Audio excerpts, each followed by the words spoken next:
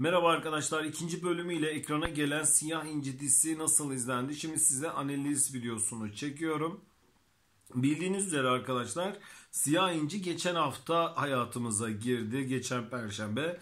İlk bölümünde ortalama, yani o kadar da kötü denilecek bir izlenme değildi bana göre. Çünkü ev kadını seyircisine hitap eden bir dizi arkadaşlar Siyah İnci.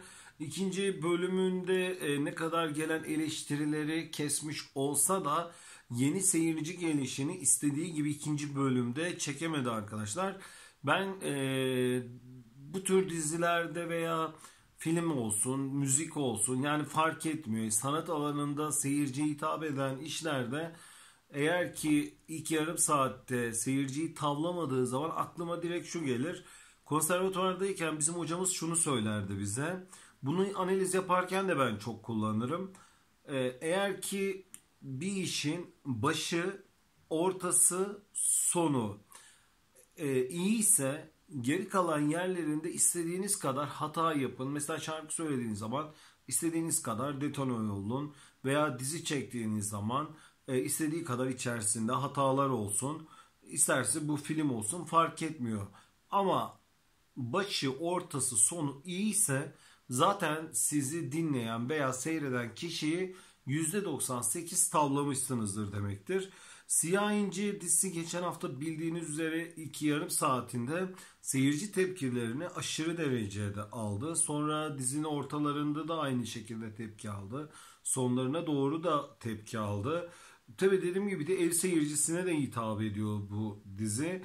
Ama gelen tepkiler, gelen şeyler demek ki genel olarak seyirci kitlesinin psikolojisine aşırı derece yansımış ve ikinci bölümünde ne olacağını pek merak eden bir seyirci kitlesi olmamış arkadaşlar.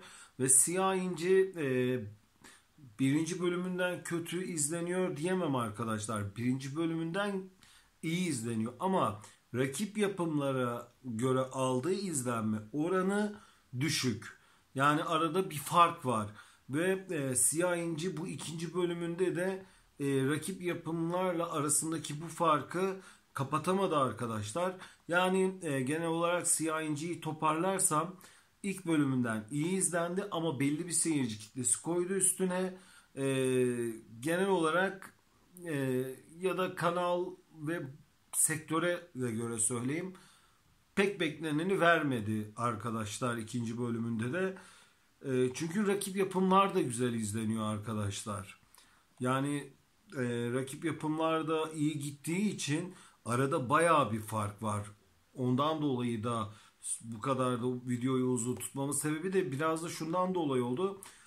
Siyah İnci dizisinde Hande Erçel'in, bakmayın fanlarına ergen mergen şeyleri söylerler ama efendi çocuklardır arkadaşlar. Biraz da bu videoyu onlar için bu kadar uzun tuttum. İyi çocuklardır. Yani Hande Erçel'in bence fanlarına ya da onu sevenlerine ergen demekle birilerinin eline bir şey de geçeceğini de sanmıyorum. Sonuçta seyirci. 10 yaşındaki de seyirci, 50 yaşındaki de seyirci. Sadece yaş farkı var arada. Yani genel olarak Siyah İnci'yi toplarsam ikinci bölümünde de pek bekleneni verdi diyemem arkadaşlar. Şu an tekrar bölümü başlayacak. Tekrar bölümü de nasıl izlendiği hakkında da bir videolu analiz çekeceğim. Onu da seyredebilirsiniz. Siyah İnci için şu an söyleyeceklerim bu kadar. Siyah İnci seyircisi sevdikleri dizi hakkında bu şekilde videolu analizleri izlemek için sayfama abone olabilirler. Kendinize çok çok iyi bakın arkadaşlar.